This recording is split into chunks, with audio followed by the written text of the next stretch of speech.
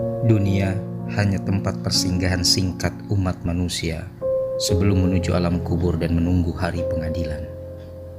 Di alam kubur, kita akan tahu tempat yang akan diberikan kepada kita kelak pada saat hari kiamat tiba.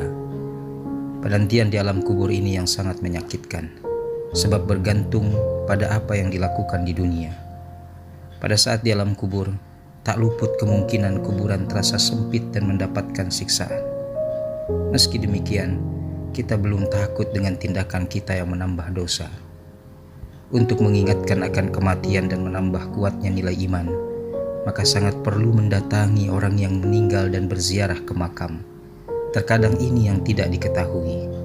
Kerap kali, kuburan atau ziarah ke alam kubur dianggap sebatas berkunjung dan tidak menambah nilai keimanan. Ada juga yang menggunakan kuburan untuk mendapatkan rezeki, jodoh, dan lain sebagainya. Ada juga yang menganggap dengan datang ke kuburan justru mendapatkan wangsit pada malam harinya. Ini perilaku zalim pada umat kita yang menyebabkan nilai iman itu semakin rendah.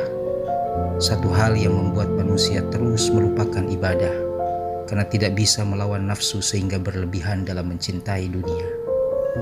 Manusia yang mengejar dunia secara terus-menerus tanpa memikirkan akhirat mengakibatkan manusia lupa dengan hidup yang begitu singkat ketika di dunia, sehingga berakhirnya hidup di dunia. Tetapi ibadah yang didapatkan sangat sedikit. Bekal apa yang harus dibawa ketika kembali kepada Allah jika waktu itu terkuras untuk memenuhi nafsu perut saja, yaitu dunia. Padahal dunia itu menipu kita, terlihat seperti manis, tetapi menyebabkan kita semua larut dalam dunia. Salah satu ciri manusia yang cinta dunia yaitu manusia yang terus menumpuk hartanya menjadi lebih banyak lagi. Tidak pernah rasa puas dengan apa yang telah didapatkannya. Apalagi jalan yang ditempuh untuk mendapatkan dunia dengan jalan yang tidak diridhoi oleh Allah Subhanahu wa taala.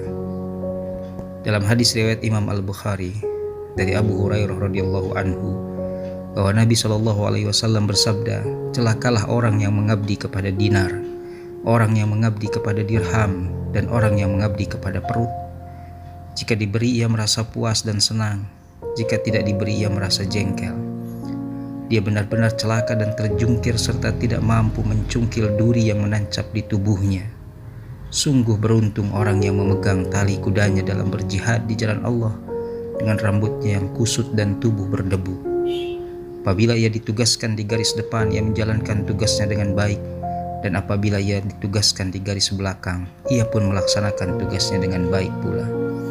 Apabila minta izin, ia tidak diizinkan, dan apabila minta tambahan pasukan untuk menemaninya, permintaannya tidak dikabulkan. Meskipun demikian, ia tetap terus bertempur karena Allah. Kemudian dari Abu Hurairah, Rasulullah bersabda, anak Adam itu akan menua, namun masih terasa muda dalam dua hal, yaitu keinginan terhadap usia yang panjang dan keinginan banyak harta. Hadis tersebut memberikan makna, ibadah itu tetap utama dilakukan di atas segala-galanya, termasuk kehidupan dunia. Dalam beribadah juga tidak dihitung berapa keuntungan yang kita akan raih, ataupun berapa kerugian yang akan kita alami.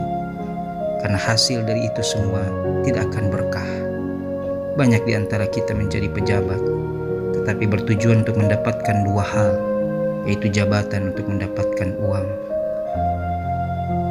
Buktinya, pejabat tidak akan mau jika tidak dibayar. Tetapi anehnya, sudah dibayar sebagai pejabat juga tidak amanah dalam menjalankan tugasnya.